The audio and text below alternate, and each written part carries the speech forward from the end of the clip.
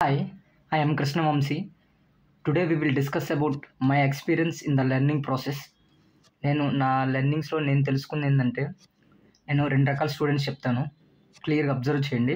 ఆ రెండు రకాల స్టూడెంట్స్ మైండ్స్ ఎలా పనిచేస్తాయో చెప్తాను చూడండి. ఇది నా ఎక్స్పీరియన్స్. ఒక్కొక్కరికి ఒక్కొక్క రకమైన ఎక్స్పీరియన్స్ ఉంటుంది. సో నా ఎక్స్పీరియన్స్ని బట్టి చెప్తున్నాను. సో ఇది చాలా అంటే బిగినర్స్కి చాలా హెల్ప్ అవుద్ది. ప్రిపరేషన్ ఇప్పుడే స్టార్ట్ చేసిన వాళ్ళకి, ఏదైనా ప్రిపరేషన్ స్టార్ట్ చేసి 4-5 months అయినా కానీ చాలా అంటే చాలా ఉపయోగపడుతుంది. వీడియో పూర్తి వరకు చూడు. ఓకే, ద వీడియో ఫస్ట్ మనం స్టూడెంట్స్ మైండ్ సెట్ ఎలా ఉంటుందో అబ్జర్వ్ చేద్దాం. Okay, student mind set. Student mind set student mind set అనేది రెండు రకాలుగా ఉంటుంది. ఓకే, రెండు రకాలు. ఈ రకమైన స్టూడెంట్ ఉంటాడు, స్టూడెంట్ 1, స్టూడెంట్ 2. సో వీళ్ళిద్దరు డిఫరెన్స్ చెప్తాను చూడు. ముందుగా స్టూడెంట్ 1 గురించి తెలుసుకుందాం. ఓకే, ఇది 2 పెట్టుకుందాం. ఒక నిమిషం. ఓకే, ఇది 2, ఇది 1. ఓకే, స్టూడెంట్ 1 విషయానికి వద్దాం. స్టూడెంట్ 1 విషయానికి వచ్చేసరికి టీచర్ ఉంటారు. ఓకే, ఒక టీచరు లేదా సెల్ఫ్ స్టడీ. అంటే వీళ్ళు చదువుకునేటప్పుడు ఏం చేస్తారంటే, వీళ్ళు చదివేటప్పుడు ఎగ్జాక్ట్గా వీళ్ళు ఏది చదివారో, అంటే ఒక బుక్ ఉందంటే ఒక బుక్లో ఏది ఉందో అలా గుడ్డిగా చదువుతుంటే వెళ్తారు. దెర్ ఈజ్ నో ప్రాక్టీస్ ఉండదు. ఓకే, ప్రాక్టీస్ ఉండదు, క్వశ్చన్స్ ఉండవు, ఎందుకు చదువుతున్నామో ఉండదు, ప్యాసివ్ రీడింగ్ ఉంటుంది. సో ఈ రకంగా ఉన్నప్పుడు ఈ రకమైన స్టూడెంట్స్ ఉంటారు. మ్యాక్సిమం ఇలాంటి స్టూడెంట్స్ 70% ఉంటారు, 70 to 80% ఉంటారు. ఇదే students. Next second type of students ఉంటారు. దీన్ని వీళ్ళు ఎవరంటే మిగతా 20%, రెస్ట్ ఆఫ్ ది 20% ఉంటారు. సో రేర్ అనమాట. 20 to 30% ఉంటారు. వీళ్ళ సిచ్యువేషన్ ఎలా ఉంటుందంటే చెప్తాను చూడండి. వీళ్ళ సిచ్యువేషన్ ఏంటంటే, ఒక టీచర్ చెప్పినా లేదంటే సెల్ఫ్ స్టడీ చేసినా వాళ్ళు యాక్టివ్గా చదువుతారు. ఫస్ట్ యాక్టివ్గా. రెండోది క్వశ్చన్స్ వేస్తారు.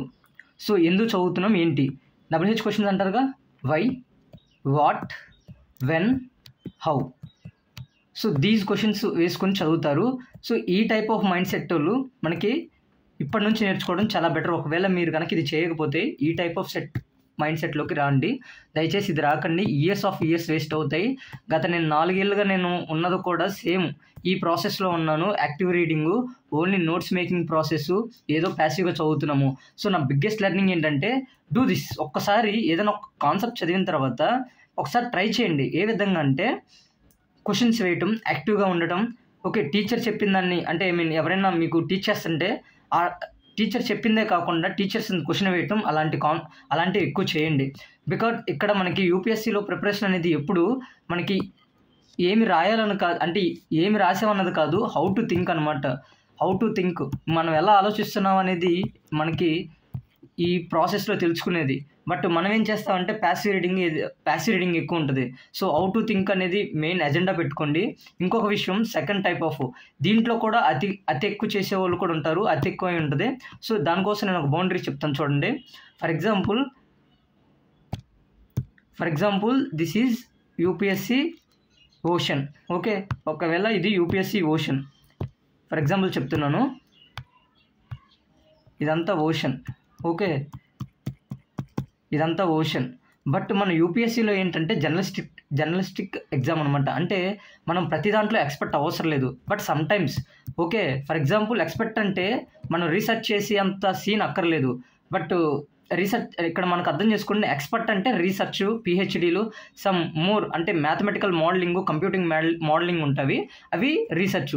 సో అంత డీప్ డిగ్ చేయాల్సిన అవసరంలా. సో ఈ పోర్షన్ అంతా మనకు అనవసరం. ఓకే, ఈ పోర్షన్ అంతా మనకు అనవసరం. బట్ మనకు కావాల్సింది ఏంటంటే ఎంతవరకు విత్ ఇన్ ద బౌండరీస్లోనే ఇక్కడే మనకు క్వశ్చన్లు వేయటం కానీ నేర్చుకోవటం కానీ చేయాలి.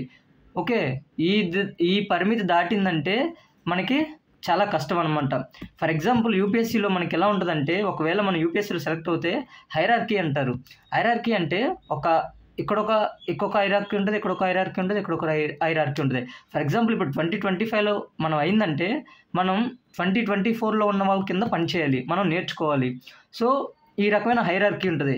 ఈ హైరార్కీలో కూడా ఏం జరుగుద్దంటే, ఒకసారి మన ఎనర్జీ సెక్టర్లో వేస్తారు, ఒకసారి మన పంచాయతీరాజ్లో వేస్తారు.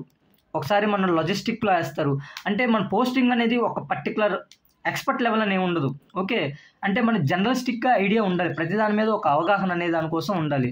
సో ఈ విధంగా మీరు చదివితే with in the boundary and that to questions వేసుకుంటూ, అదేవిధంగా మరి ప్యాసివ్ రీడింగ్ చేయకుండా క్వశ్చన్స్ వేసుకుంటూ బాగా చదివితే so there is a possibility how to think అనేది కొన్ని రోజులకు డెవలప్ అవుతుంది. సో ఇదే నేను మిస్ అయింది. మీరు కనుక ఇప్పుడు స్టార్ట్ చేస్తే ఖచ్చితంగా వర్క్ అవుద్ది. దయచేసి చేయండి. My humble request. All the best. Thank you so much for watching.